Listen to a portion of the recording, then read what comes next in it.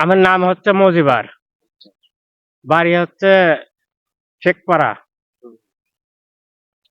আমরা এই 29 ধান করি তো, 29 ধানে ফলনও বেশি, তারপরে সারও কম লাগে।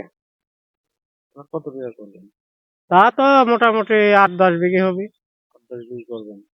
এটা আসলে কখন থেকে কখন শুরু হয় এটা? এই তো আজ 15 দিন পর থেকে শুরু হবে। হুম হুম। মোটামুটি লাগা সারি ফেলাই দেবো ও, 10-12 দিনের ভিতর। এই কয় মাস লাগে ধান হতে?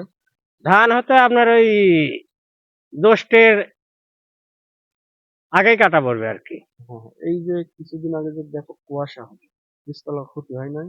এই কুয়াশার জন্য চারা এরকম দুর্বল হয়ে আছে, তাছাড়া তো আরো চারা সাটে গেল নি, ধান লাগানো আরো আগে হয়। আগে গেল নি, আরো 10 দিন আগে লাগা গেল এই চারাই। আচ্ছা, এই ধান আপনি কত বছর ধরে চাষবাস করেন?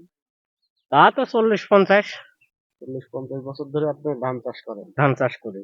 ও, এই যে এই চারার আসলে এখন কি যত্ন নেওয়া লাগবে? এখন এই যে যত্ন নিচ্ছে, সার করা দিচ্ছি, সার খাওয়া শেষ হবে আমরা চারা তুলে মাঠে পুঁতবো আর কি জমি। হ্যাঁ, বিঘায় কত মন করে হয় এই ধান? 30 মণ, 35 মণ। ধান হয়। ধান, এই 29 ধান করে আপনারা লাভবান আছেন? 29 ধান করি আমরা লাভবান। চিকন ধান মনে করো যে আমার মাটি আবার একটু জোর করা তো, ওই মিনিকেট 28 এগুলো করলে পড়ে যায় না, এর জন্য 29 করি। এই কারণে 29 আমরা 29-এর চাইলেও খাতেও ভালো।